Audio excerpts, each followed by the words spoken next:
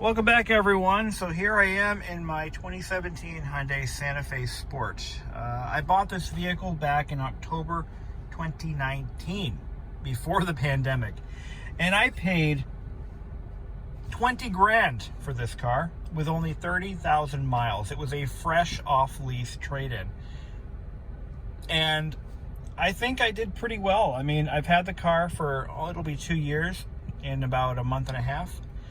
And it's got 53,952, so I've only put 23,952 miles on it. It was at exactly 30,000 miles when I bought it. But 20 grand back in 2019, I mean, that was a really good deal, right? It was, because it was stickered for 25. And it took me a while to get them down on the price, and I had to do some shrewd negotiating, and I think I did okay. Well, here's the thing. Because of the pandemic and everything going on in the auto and electronics industry, this vehicle has actually increased in value since I bought it. I could right now trade this car in almost for what I paid for it, even with the mileage. It's crazy. And I've been tempted to do it, but not seriously, because what am I going to buy, right? So I thought I would do a follow-up video on what how this car is holding up, all the things that have gone wrong with it.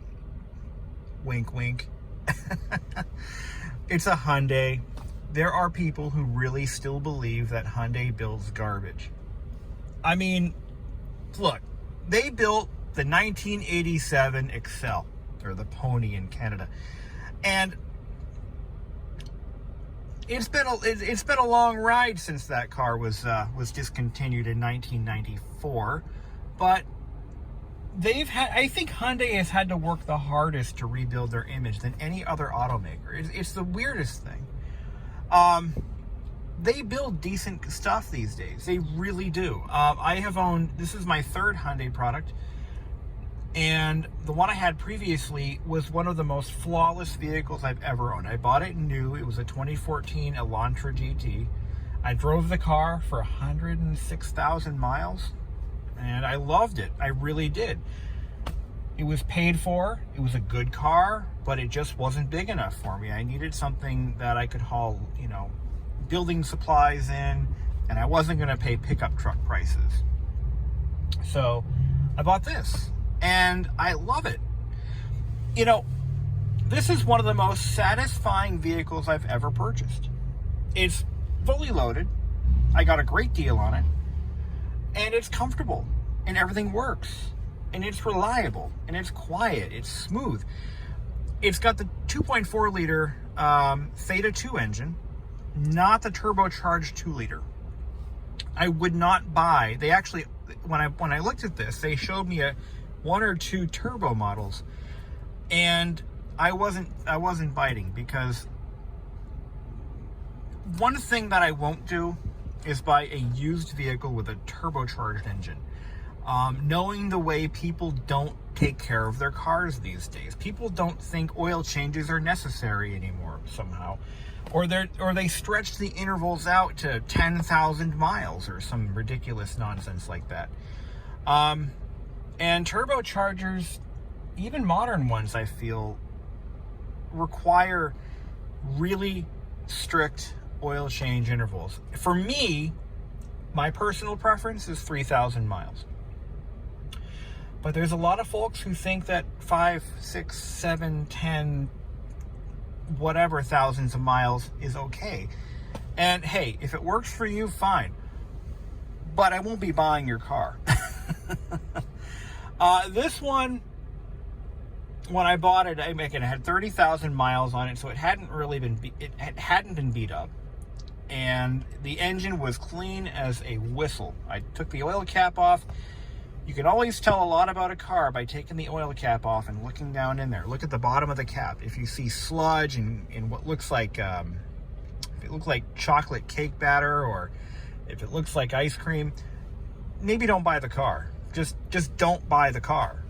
That's a warning. Do not buy the car if it looks dirty, because if they skimped out on oil changes, what else did they skimp out on? This car had 4 new tires when I bought it. Brand new tires. It looks like it was a woman who owned it. I actually figured out who the owner was, or the lessee. She had just put 4 tires on it before turning it in because she didn't want to pay the penalty. The oil was clean. The car was about as clean as you see it now. Like, it was immaculate. Sold. Anyway, I want to talk about the elephant in the room. No, not the Hyundai engine recall /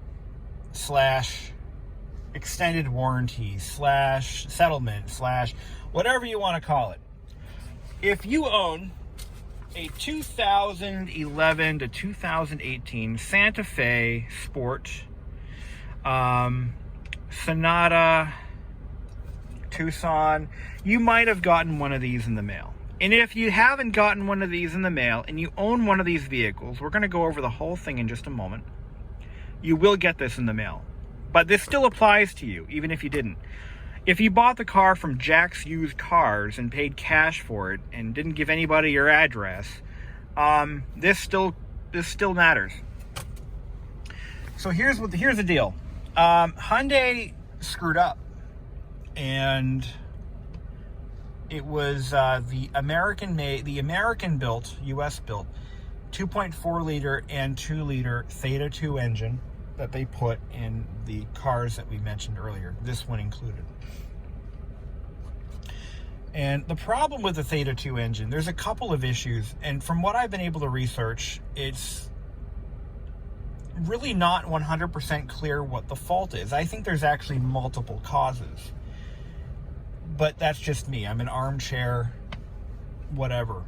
I'm not a mechanic professionally, and I understand how engines work and how they're built, but it doesn't go much farther than that, and how they work. I think I mentioned that. Yeah. Well, anyway, earlier production years of the Theta II engine were plagued with metal filings.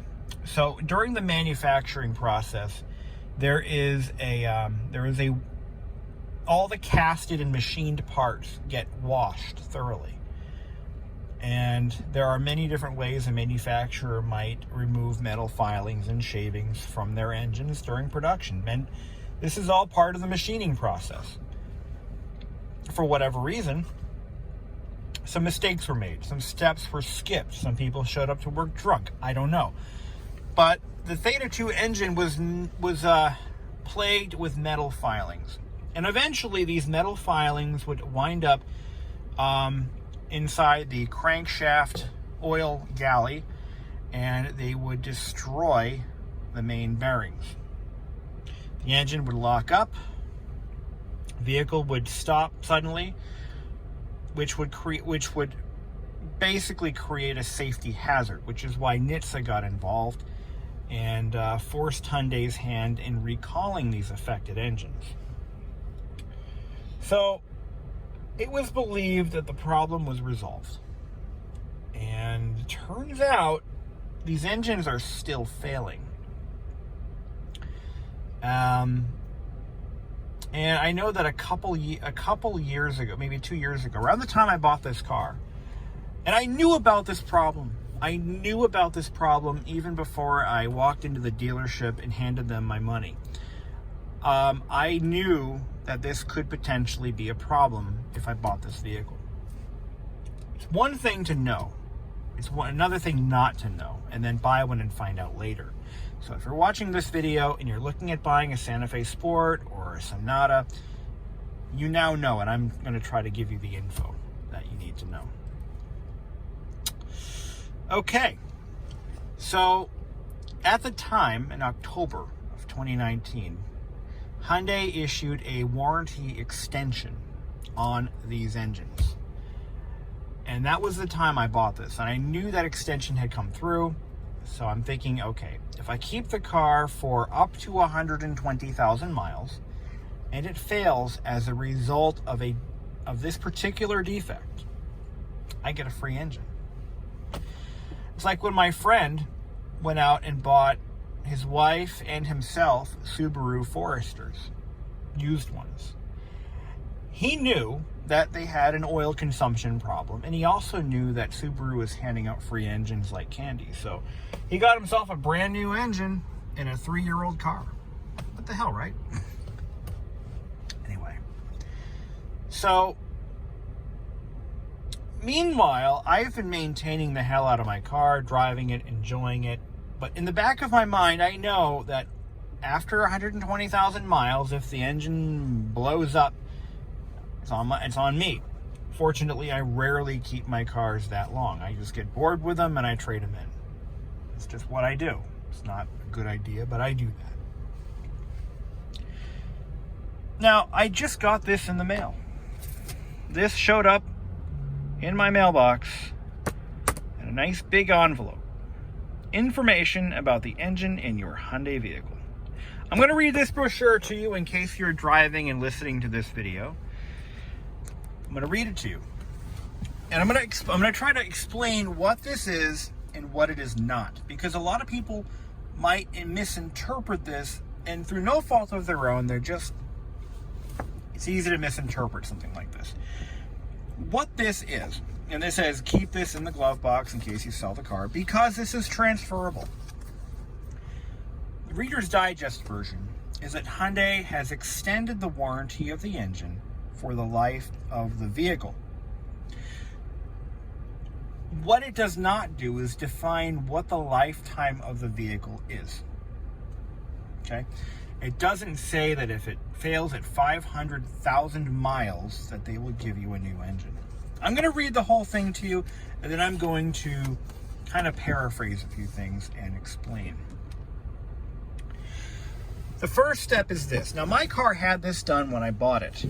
It's a software upgrade for the knock sensor detection system.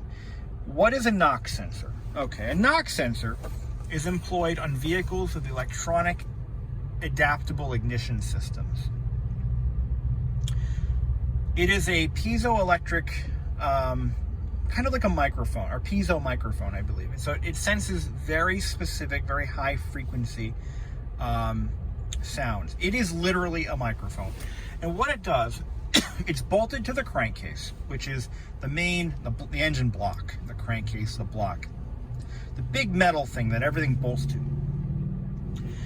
And it senses, originally intended to sense detonation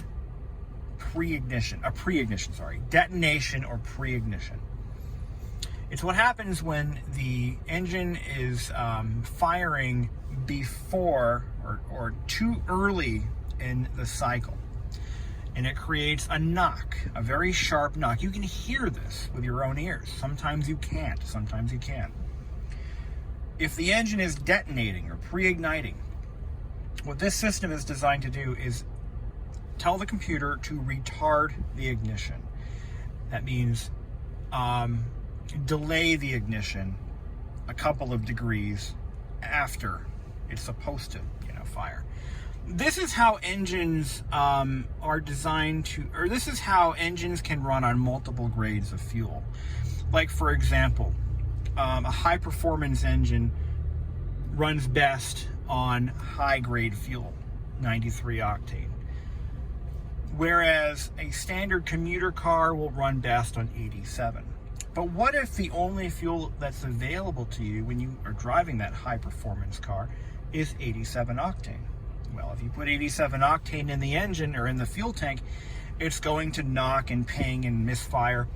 So you, instead of being stranded with an engine that is self-destructing, you have what's called an anti-knock system, or a knock sensor. So what it's going to do is it's going to say, holy shit, this thing is not running 93 octane. I didn't realize I was parked next to a vacuum cleaner and somebody needed to use the vacuum. Anyways, so what it's doing is it's going to retard the ignition and allow the engine to run at a reduced level of performance on a lower grade of fuel. Now, it remembers that it has reduced performance, so the next time you fill it up with premium fuel, it will then readapt to the premium fuel and you'll get full power. That's what a knock sensor is designed to do. Now, what this is telling me, you, the buyer, the consumer, the owner of the vehicle, is that Hyundai has found another use for this little sensor. And I'll read it, the whole thing. Hyundai, working in conjunction with one of the world's leading engineering and scientific consulting firms, has developed new engine monitoring technology called a knock sensor detection system. This software is designed to detect early signs of excessive main engine bearing and or connecting rod bearing wear within the engine's rotating assembly, which is the crankshaft essentially, which is ordinarily associated with an engine knocking noise. So a knock can mean two things. It can mean pre-ignition, and it could mean excessive bearing wear. Now, what's clever about this software, and it's not, I'm going to just paraphrase all this. The software is pretty sophisticated, and it knows when that knock is occurring during an ignition or during a power stroke or at any other time during the engine's phase or during the cycle. So it can say, okay, it can do two things. It can still detect ignition knock, but it's also smart enough to detect rod knock. And it knows, it can sense, I'm just guessing here, that it can tell based on the position of the crank when the knock occurs, but it can also detect the frequency, the reverberation, it knows the sound, the signature sound of an ignition knock and a bearing knock. So that's pretty clever if that's really what it's doing. The system will detect a knocking noise and will then notify the driver via dashboard warning lights, as well as place the vehicle into a reduced power engine protection mode. The vehicle should be taken to a Hyundai dealership immediately if the dashboard warning lights illuminate and the vehicle goes into limp mode. I'm saying limp mode, they're saying engine protection mode. So if your vehicle begins to you see reduced power and the engine is you'll actually hear this knock. You're going to hear a knocking sound. If you turn the sound down on your stereo, you'll hear it, even if you don't. This technology is now available for your vehicle at no cost to you. Okay, this is important. A lot of folks don't take their car to the dealership for maintenance, which is totally sensible. I take my car to the dealership for oil changes and a few odds and ends just because of the convenience factor. They can usually get me in. If I realize I need an oil change right now, I know that I can bring it over to the dealer and they'll do it. Otherwise, I have to set up an appointment with an independent mechanic or lay on my back in my garage, neither of which I want to do. So I'm a lazy guy. Just saying. When you bring your car to the dealer, they do more than change the oil. If you bring it to a selling dealer, a Hyundai dealer, they're also going to check for open recalls. They're going to check for open recalls, and they may even plug in a scan tool to detect anything that might be not obvious. They may or may not do that. But one of the things that they definitely do is that VIN number goes into the system and it flags it and says, hey, there's a recall. Wasn't done. Schedule it to get done. In this case, it's a simple software update, and they can do it in just a couple of minutes.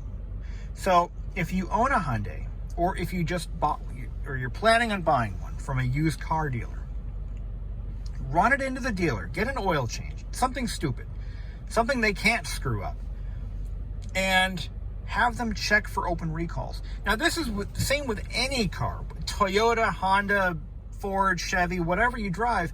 Once in a while, run it into the dealer. Hey, any recalls? Anything I should know? A lot of recalls don't get done because either the manufacturer doesn't have your address, so they don't send you these pamphlets, or it just doesn't get done because you never bring it to the dealer. Just something that you should think about doing, since everything is getting recalled these days.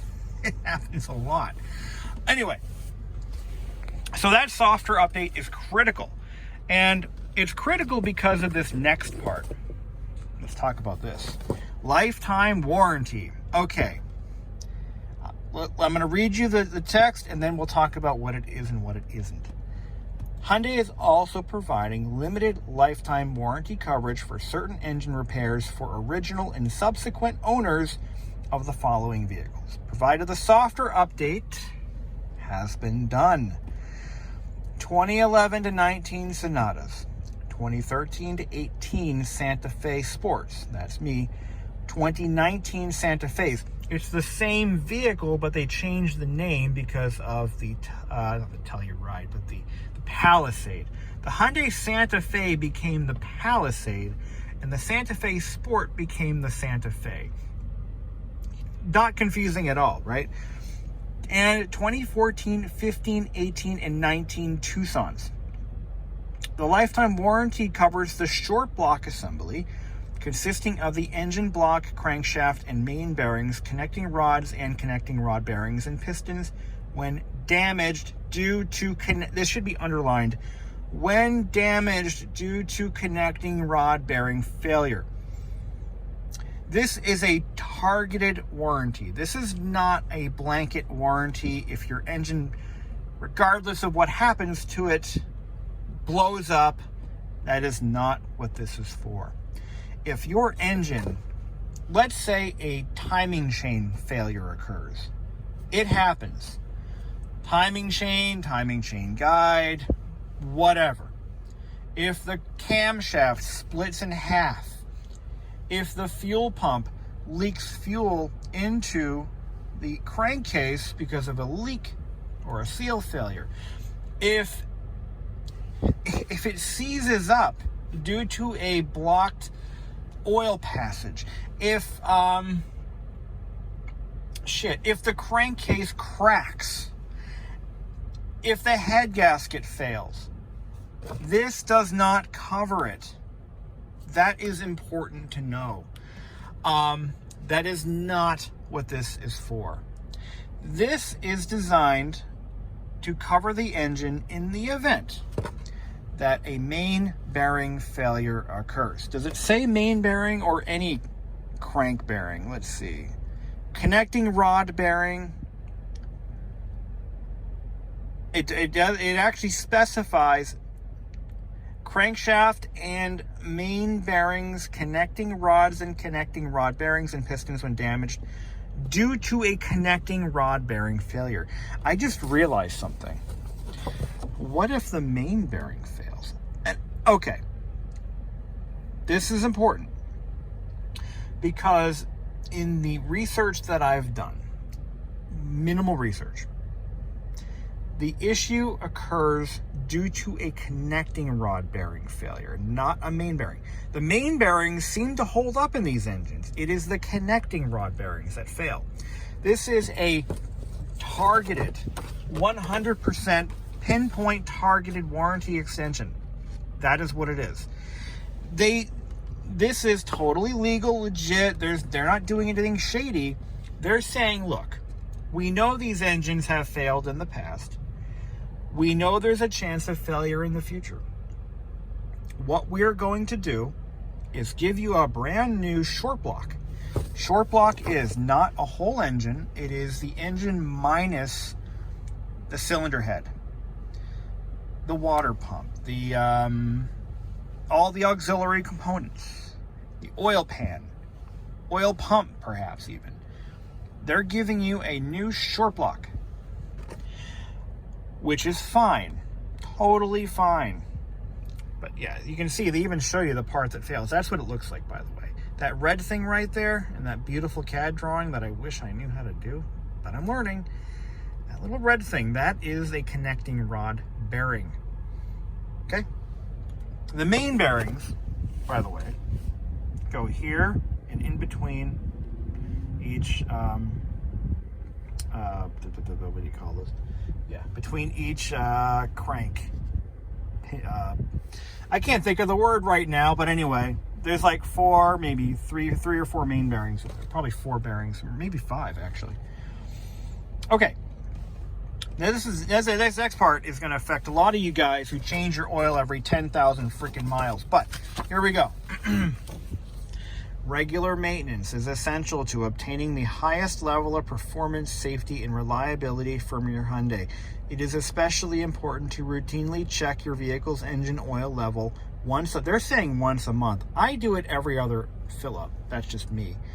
And regularly replace the engine oil and oil filter. See your owner's manual to determine blah, blah, blah.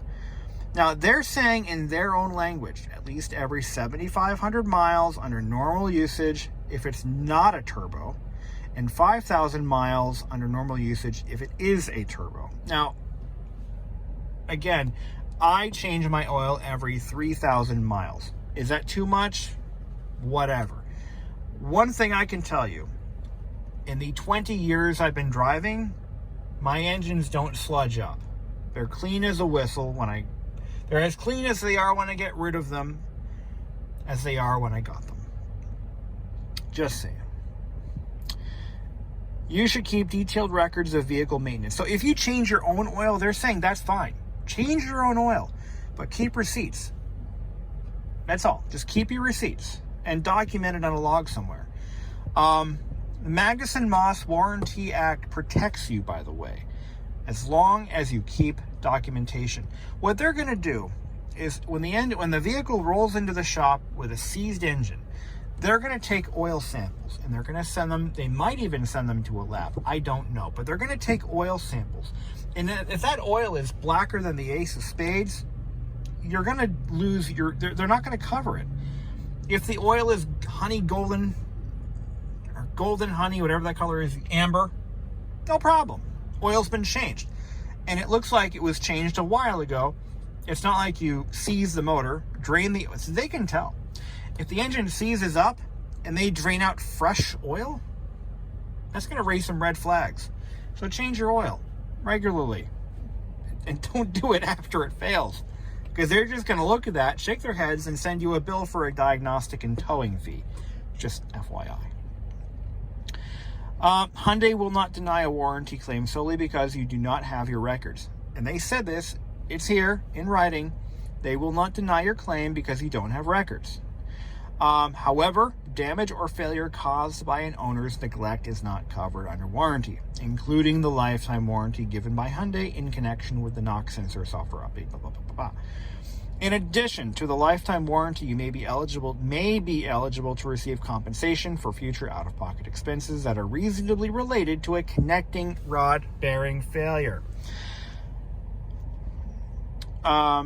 Or related, yeah. Also, in the unlikely event you experience an engine compartment fire, you may qualify for compensation. Please refer to the settlement website, HyundaiThetaEngineSettlement.com, for additional details. If you opted out of the settlement, which you would be foolish to... Actually, no, you wouldn't be, because some people get their own representation and they go for the gold. That's fine. You will be excluded from future lifetime coverage for your vehicle. All right, that's all I need to read from that. Basically what I'm saying is, and what they're saying, is that if your engine fails because of a connecting rod bearing failure, you get a new short block. Pretty cool. If it fails because of a head gasket failure or because of excessive oil consumption and you did not maintain the oil level, or any other reason than that other than what's being specifically stated in coverage, you're SOL. Unfortunately, that's just how it is. If you don't change your oil and the thing is full of sludge, you're SOL. You're not covered. Fortunately, Hyundai's normal new car warranty is fairly generous as far as the industry is concerned. So you do have 100,000 miles of warranty protection. If you buy the car certified pre-owned from a Hyundai dealer, you still have that 100,000 mile of protection, 100,000 mile warranty. If you buy the car used from Jack's Used Cars or from any other source, from a private party, for example,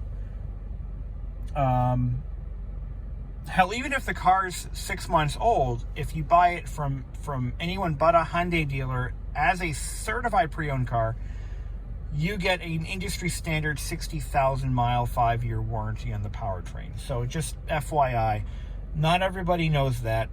I bought this CPO, so I get the balance of the 100,000 mile warranty. So again, I made sure that I had protection when I bought it, should anything go wrong. All right, and that's enough for the engine warranty settlement. Like I said, it doesn't matter what kind of car you own. Everybody seems to be having engine problems these days on one or two different engines or more. You know, Subaru's got their head gaskets, their oil consumption, and all that happy jazz. Honda's Earth Dreams engine has been known to take on excessive unburned gasoline, which causes... what it's doing is it's washing down the oil from the cylinder walls and leading to gasoline buildup in the crankcase, which is really bad. Really bad. Ford's got their problems. GM's got their problems. Toyota has had a few problems. So they're not, you know, they're the golden child of the auto industry, but they're not perfect. You know, everybody's got their thing. Nissan's got their transmission problems. You know, look, if I wanted to buy a Toyota Camry and never have car problems again, I've never really had car problems, but if I did, I'd buy a Toyota Camry and just drive it, you know, change the oil every 20,000 miles and just drive it because it won't break. It's a Camry, but I don't want to buy a Camry. You know, I don't want a Camry. All right, moving on.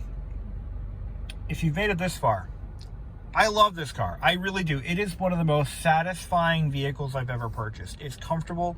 Everything works. It's got a heated steering wheel. It's got air-conditioned seats. I mean, what more could you want out of a vehicle? And it was cheap, 20,000 bucks. Of course, if you buy one today, you're going to probably pay about 25, but it's besides the point. It even has a factory satellite navigation system. What's even cooler is Hyundai issued a software update. You're going to ask me for the link. I don't have it. I don't remember where I found it. I just don't remember where I got it. But I got it from Hyundai's own website, downloaded the update onto a SIM card, or an SD card, sorry. And here it is. I bought a card from, this is not a Hyundai official card. You don't need one. I actually bought this from Target. 32 gig, you need a class 10 SD card. 32 gigs was fine. I think you can go smaller, but 32 is perfect. So not only did it update the map, but it also updated the operating system, which is really nice because it fixed a few bugs that this system had when I bought the car. For example, the power button would sometimes not do anything. You know, it changed some of the user interface icons and the font, and it's a little nicer than it was and a lot less buggy. There were loads of bugs in this system when I got the car, but it's fine now. It works better with my smartphone. So I'm very, very pleased about all that. Anyways, the car is roomy. I mean, it's only a 2-row SUV, but you know, I don't have a family. I mean, I have a girlfriend, but I don't have kids. I don't want kids. Never wanted them. They smell. They're gross. I don't like kids. It's got a panoramic sunroof, which works perfectly fine. Never had a problem with that.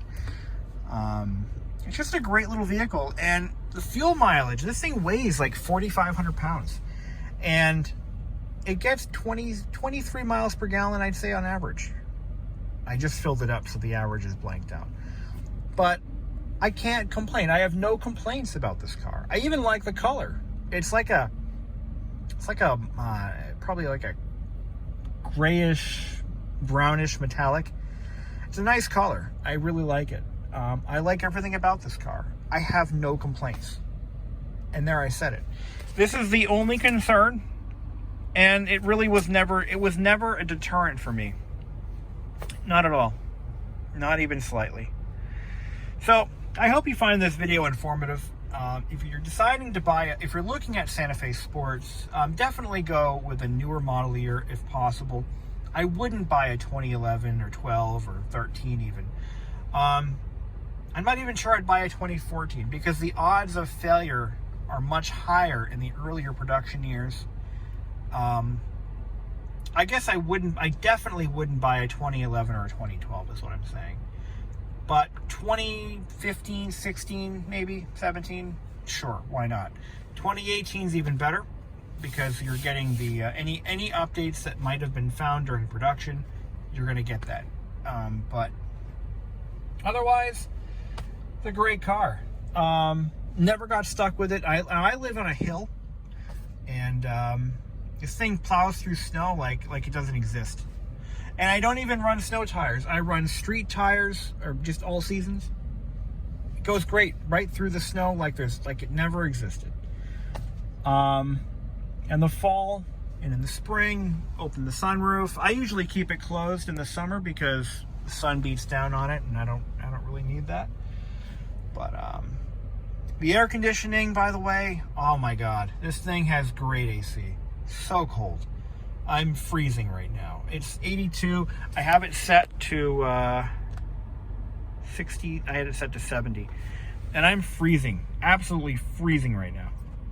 And I could go all the way, I think it goes down to 65, 60, 63, and then full on.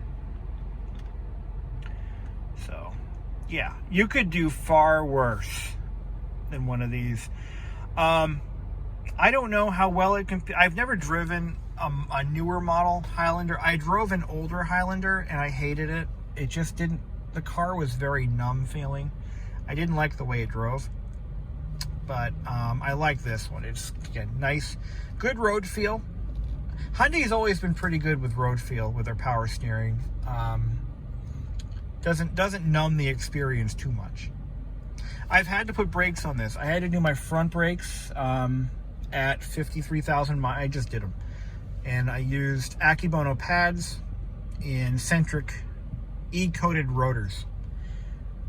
This thing stops on a dime. Really does. Really nice pedal feel with those new brakes. I've done all the maintenance. Transmission did it at 30,000, and it's going to be done again at 60. I just had the driveline oil change. And nobody does this, but I do because I want my car to last. I do the differential in the back and the transfer case up front. Those are things that you have to service that you don't necessarily know about when you buy one of these, but you really should do that before 60,000, if anything. But you want to definitely change the oil in the diff and the transfer case because you'll be sorry if you don't. If those components fail, they're tens of like $5,000, $10,000 maybe. Haven't done the coolant flush yet because Hyundai has 60,000 mile coolant, 5-year coolant, initial fill, and but I will be having that flushed out maybe this fall. So, anyways, that's it for now. Thank you for watching, and if you have any questions, let me know. Till then.